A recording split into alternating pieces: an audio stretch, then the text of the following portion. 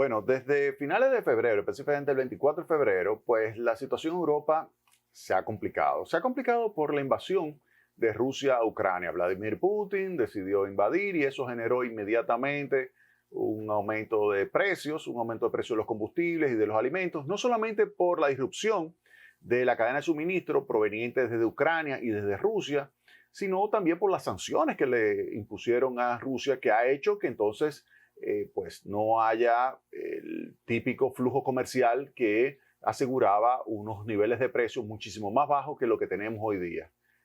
Reacción de Rusia ante estas sanciones, pues devolverle con la misma moneda el Nord Stream 1, que está claramente operativo, que es la principal fuente de gas para Alemania, que es a su vez el motor de la economía europea, pues el Nord Stream 1, que estaba operando primero al 100% cuando todo esto comenzó, luego se redujo al 60% y esta semana se redujo a un 20%. Es decir, que ahora mismo solamente le está llegando a Europa a través del Nord Stream 1, ese gasoducto que va desde Rusia hasta Alemania, solamente está llegando el 20% de lo que es su capacidad.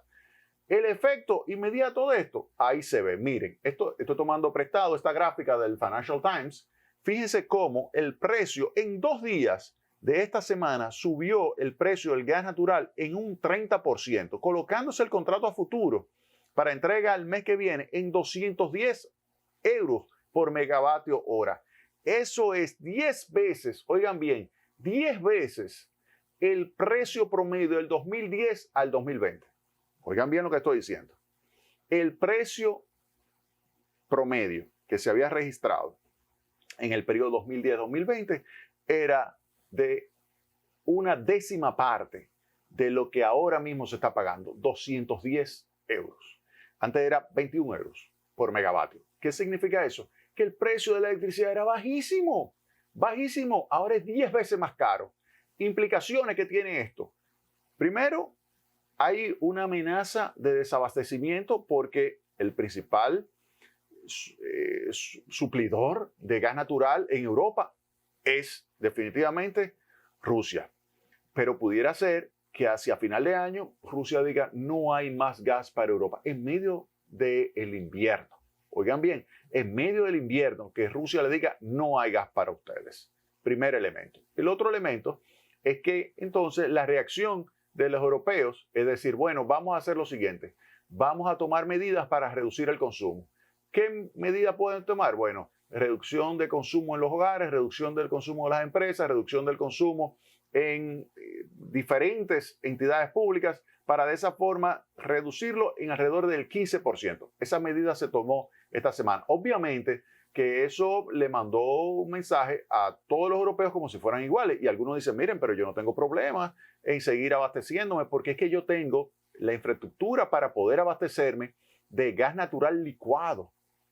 Gas natural licuado implica que viene en un barco, no es un gasoducto, viene en un barco, llega, como aquí en AES Andrés, por ejemplo, que llega el barco, se coloca, viene líquido, se regasifica y entonces se puede utilizar luego para producir electricidad.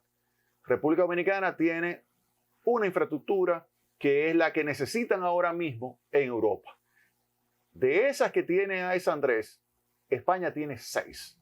Es el país que mejor está ahora mismo en términos de infraestructura para poder abastecerse de gas natural licuado. Oigan bien, gas natural licuado. Y eso le da la capacidad a España de poder recibir y poder entonces transportar a Alemania y pudiera sustituir alrededor del 60% de lo que se está perdiendo, pero no puede sustituirlo todo, 60-70% de lo que está perdiendo, pero no todo. Eso significa que hay que realizar nuevas inversiones, pero no hay tiempo. Y ese es el punto clave en todo esto. O sea, hay que tomar en cuenta cuando se habla de las renovables, etcétera, que la energía renovable, que es muy bonito, que es muy bello decirlo, pero cuando usted la analiza, usted dice, ¿yo puedo programar el despacho de la energía renovable? No, porque yo no sé cuándo hay viento, yo no sé cuándo hay sol. En consecuencia, yo necesito tener infraestructura para disponer, por ejemplo, de carbón, para disponer de gas, para disponer de diésel y de diferentes fuentes. Yo necesito diversificar mi suministro y no depender, como se le había dicho a Alemania, no se puede depender en su totalidad de Putin, no se puede depender de Rusia.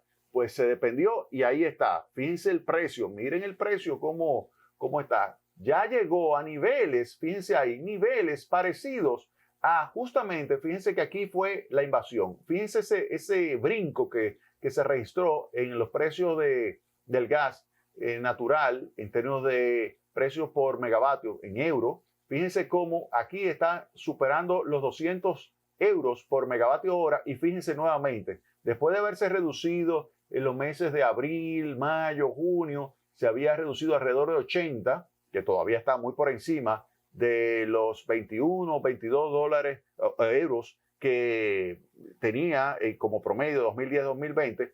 Fíjense ahora, volvió otra vez y ese es por la expectativa que habría desabastecimiento. O sea, ¿y cuál es el impacto? Miren, yo le voy a enseñar ahora. Pueden entrar a mi blog www.jaimearistescuder.blogspot.com. Ahí ustedes van a encontrar del recorte del gas ruso hacia la recesión global.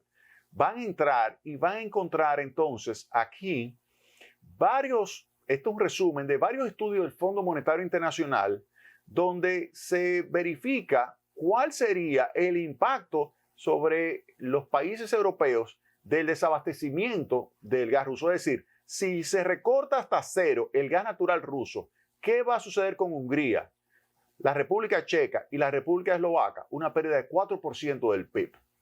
Y en Alemania y Austria se registrarían pérdidas de 2% del Producto Interno Bruto y Italia de 3.7%. En general, para la Unión Europea se estima un retroceso del PIB de 1.8%, a menos que se logre diversificar, mejorando la infraestructura, y de esa forma se reduciría el impacto negativo a 0.4%. Como se ve claramente, es altamente probable que Europa caiga en recesión este año. Oigan bien lo que les estoy diciendo. ¿Por qué? Por ese desabastecimiento de combustible, en particular gas natural, que a quien va a impactar principalmente es Alemania. Entonces, recuerden, 1.3 millones de turistas vienen a la República Dominicana provenientes de Europa. Ahí yo incluyo los 300.000 rusos, 320, 330, más los 30, 40 de Ucrania. Yo lo estoy incluyendo ahí. Entonces, fíjense que eso va a impactar a la República Dominicana, algo que está sucediendo allá. Usted me dirá, no, pero República Dominicana lo recibe de los Estados Unidos, lo recibe de Trinidad y Tobago, no hay tantos problemas, tenemos la infraestructura gracias a AES, tenemos abastecimiento, tenemos buenos contratos, no hay ningún problema. Usted dice, bueno, pero óiganme bien, eso que está sucediendo en Europa puede hacer que haya una reversión, que haya una desviación de flujo de gas natural que hubiese venido a República Dominicana, gas natural licuado, y se vaya hacia Europa. Porque a ese precio de 220 euros por megavatio, obviamente que es sumamente atractivo. Entonces, esos son elementos que hay que ponerlos sobre la mesa. Y yo se lo pongo acá en Tecnopol porque las autoridades tienen que tomarlo muy en cuenta y estar con todos los escenarios abiertos y ver qué políticas se pudieran ejecutar para enfrentar ese tipo de escenario.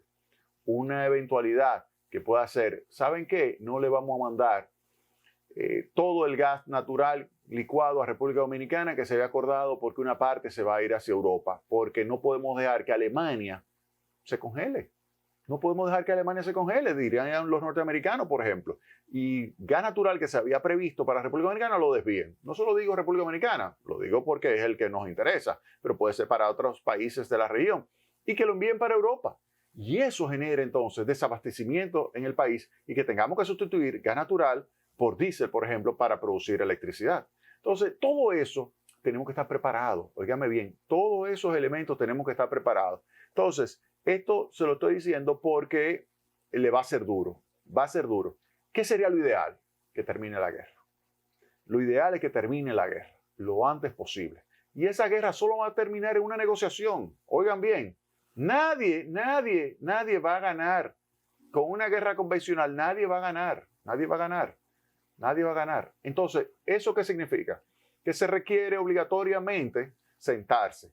Se requiere el que piense que no se va a terminar esa guerra en una negociación, está mal de la cabeza. Recuerden Vietnam.